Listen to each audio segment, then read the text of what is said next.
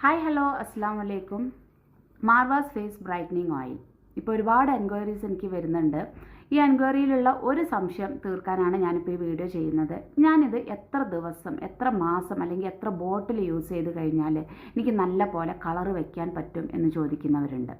അപ്പോൾ എനിക്ക് first of all പറയാനുള്ളത്, മാർവാസ് ഫേസ് ബ്രൈറ്റനിങ് ഓയിൽ എന്ന് പറയുന്നത് നമുക്ക് ഒരുപോലെ എല്ലാവർക്കും, ആണിനും പെണ്ണിനും കുട്ടികൾക്കും ഒരുപോലെ യൂസ് ചെയ്യാൻ പറ്റുന്ന ഒരു എണ്ണയാണ്.